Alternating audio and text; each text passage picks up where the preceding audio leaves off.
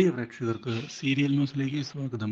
കൂടുതൽ സീരിയൽ ന്യൂസുകൾ അതിവേഗം ലഭിക്കുന്നതിന് ഈ ചാനൽ സബ്സ്ക്രൈബ് ചെയ്യുക. ബെൽ ഐക്കൺ മറക്കാതെ ക്ലിക്ക് ചെയ്യുക. വീഡിയോ ഇഷ്ടമായി എങ്കിൽ ലൈക്ക് ചെയ്യാൻ മറക്കരുത്. ഒടുവിൽ നിർണായകമായ വഴിത്തിരിവ് വന്ന് സംഭവിച്ചിരിക്കുകയാണ്. ഇനി പിടിച്ചു നിൽക്കാൻ സാധിക്കുകയില്ല എന്ന് മനസ്സിലാകിയതിനെ തുടർന്ന് ഒടുവിൽ വീട് വിട്ടുകൊടുക്കുന്നതിനായി തയ്യാറായിരിക്കുകയാണ് വരുൺ.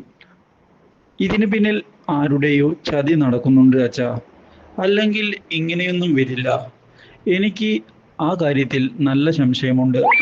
ഞാൻ വീട് അച്ഛൻ്റെ പേരിലാക്കട്ടെ, അപ്പൊ പ്രശ്നമില്ലല്ലോ. എന്തിനാ എൻ്റെ പേരിലാക്കിയിട്ട്?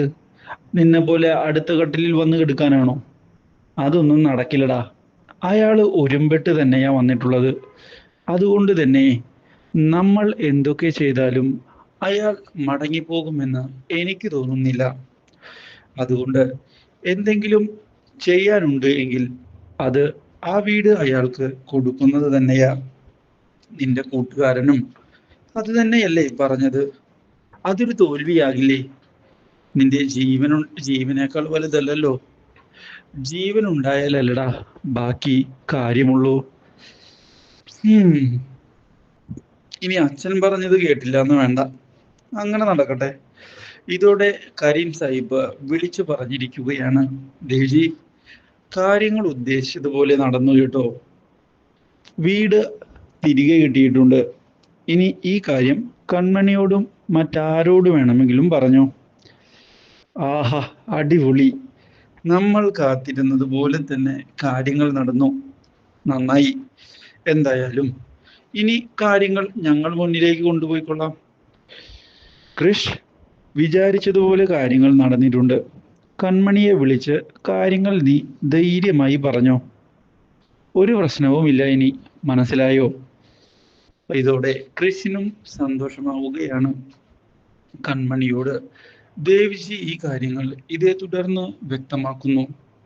വിദ്യ ജീവിതത്തിലേക്ക് ഒരു രക്ഷകനായി തന്നെയാണ് കൃഷി വന്നിട്ടുള്ളത്. അതിൽ യാതൊരു സംശയവുമില്ല കൺമണി. നിനക്ക് വേണ്ടിയാണ് അവൻ ആ വീട് ഇപ്പോൾ വാങ്ങിച്ച് എടുത്തിട്ടുള്ളത്. ഇത് കേട്ട് കൺമണിക്ക് വളരെയധികം സന്തോഷമാവുകയും കൃഷിനെ ഓടിച്ചെന്ന് കെട്ടിപ്പിടിക്കുകയും ചെയ്തിരിക്കുകയാണ്. ഇതോടെ കൃഷ്, ഇനി നിനക്ക് തല ഉയർത്തി പിടിച്ചു മടങ്ങാം വീട്ടിലേക്ക്. ആരും നിന്നെ ചോദ്യം ചെയ്യാൻ വരില്ല. എല്ലാവരുടെയും ചോദ്യങ്ങൾക്കുള്ള ഉത്തരവുമായിട്ടാണ് നീ പോകുന്നത്.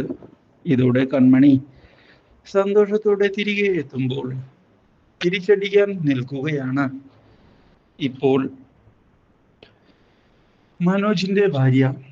ഇതോടെ ഇത് കണ്ടോ, ഈ വീടിന്റെ ആധാരം ഇതിപ്പോ എൻ്റെ പേരിലാ, എൻ്റെ കയ്യിൽ. ഇനി ഞാൻ പറയുന്നത് കേൾക്കാൻ ബുദ്ധിമുട്ടുള്ളവർക്ക് ഈ വീട്ടിൽ നിന്ന് ഇറങ്ങാം.